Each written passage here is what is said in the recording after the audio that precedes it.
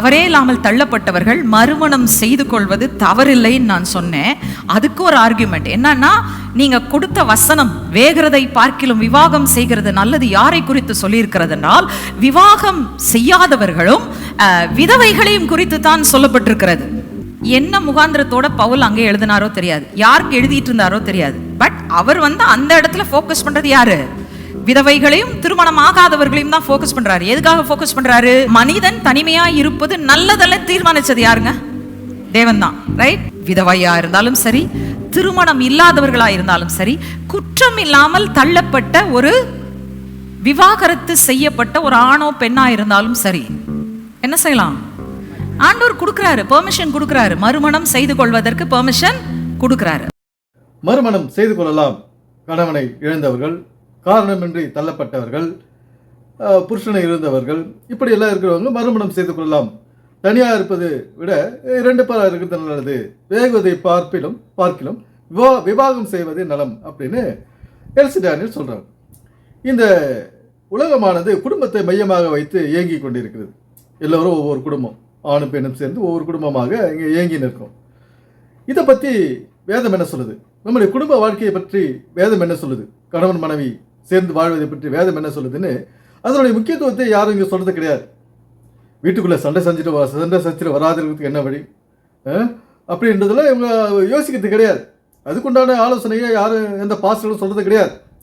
இப்போ மோகன் ராசஸ் எடுத்துட்டீங்கன்னா அவருக்கு சபை முக்கியம், கட்டிடம் முக்கியம், கை தட்டுறது முக்கியம், பாட்டு பாடுறது முக்கியம், காணிக்க போகிறது முக்கியம், இரவு ஜபம் முக்கியம், முழு இரவு ஜபம் முக்கியம். இப்படி எல்லாம் இவங்க போட்டு மனுஷனை அழகழிச்சு இன்னைக்கு குடும்பத்தில் பிரச்சனை உண்டாக்குறது இவங்க தான்.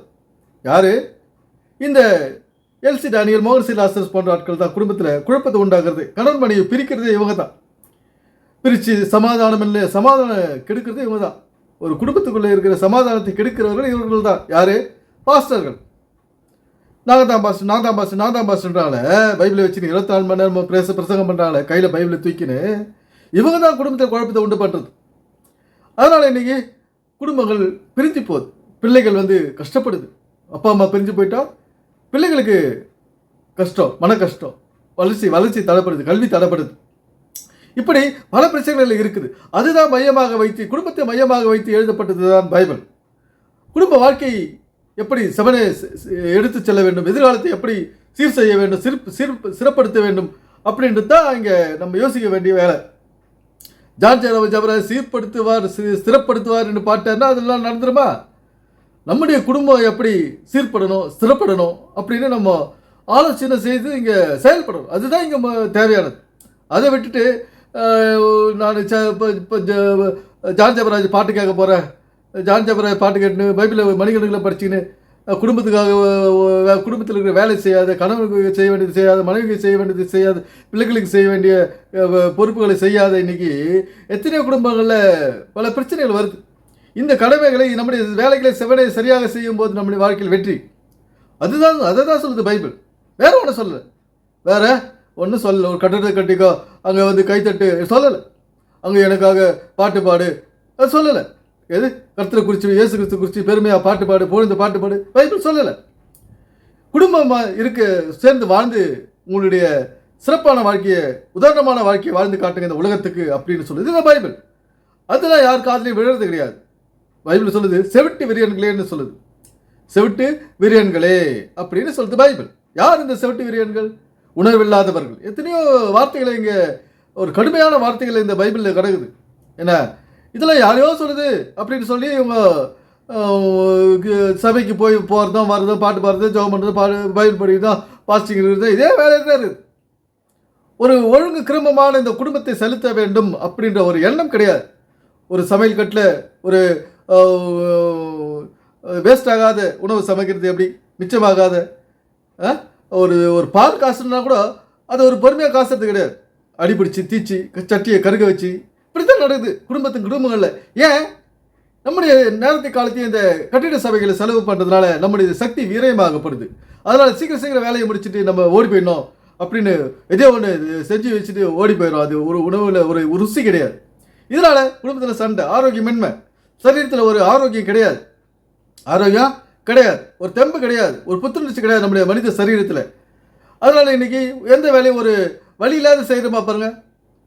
1008 வழியோடு தான் ஒரு வேலையை செய்து முடிக்கிறோம். ஏன்னா நாம் ஓய்வு நாளில் வந்து ஓய்வு எடுக்கிறது கிடையாது. ஓய்வு நாள் என்னன்னா உன்னுடைய ஒழுக்க சரீரத்துக்கு ஓய்வு கொடு அப்படின்னு சொல்லிட்டு பைபிள். அது ஓய்வு கொடுத்து அந்த சரியான கடமைகளை நிறைவேற்றினா தான் குடும்பம் சீர்படும் சிறப்படும். அதில் எல்லாத்தையும் வீட்டை கவனிக்காத, பாத்ரூம் அழுக்காக வச்சுட்டு துணிகளை துவைக்காத, சமைக்காத, போய் சர்ச்சில் உட்காந்துட்டு வந்தால் என்ன வரும்? சண்டை தான் வரும். ஜான் ஜாபராஜ் போல் வீட்டில் சண்டை தான் வரும். சமாதானமின்மை, ஒற்றுமையின்மை, இதுதான் நிலைமை வீட்டில். அதனால் பைபிள் ஒரு குடும்ப வாழ்க்கையை முக்கியத்துவப்படுத்து. கணவன் மனைவியினுடைய ஒற்றுமையை, உறவுகளின் மேன்மையை, உறவுகளின் உன்னதத்தை எடுத்துரைக்கிறது இந்த பைபிள். அதெல்லாம் நம்ம சிறப்பாக செய்யணும். அதுக்காகத்தான் நம்ம முழு பிரயாசத்தை கொடுக்கணும். அதை விட்டுட்டு பைபிள் சொல்லாதெல்லாம் உற்சாகமாக செய்யறது. பைபிள் சொல்கிறத யாரும் செய்கிறது கிடையாது. அதனால தான் எனக்கு பிரச்சனை. வியாதி, வறுமை, சந்தோஷம் இல்லாத திரியுது, சண்டை சச்சரவு, குடும்பத்தில் பிரச்சனை தீரலை, எந்த பிரச்சனைக்கும் தீர்வு இல்லை. இங்கே உலகத்தில் சரி, வீட்டில் சரி, வீட்லேயும் வெளியிலையும் சரி. இப்படி ஒரு நல்ல ஒரு சமாதான வாழ்க்கையை எப்படி வாழ்றது என்ற வழியை இந்த வேதத்திலிருந்து யாரும் சொல்றது கிடையாது. நண்பர்களே, இந்த நல்ல செய்திகளை நாம் உள்வாங்கி நம்ம சந்ததியும் செழிக்க பாடுபடுவோம். எனவே சிந்திப்போம், செயல்படுவோம். நன்றி, வணக்கம் நண்பர்களே.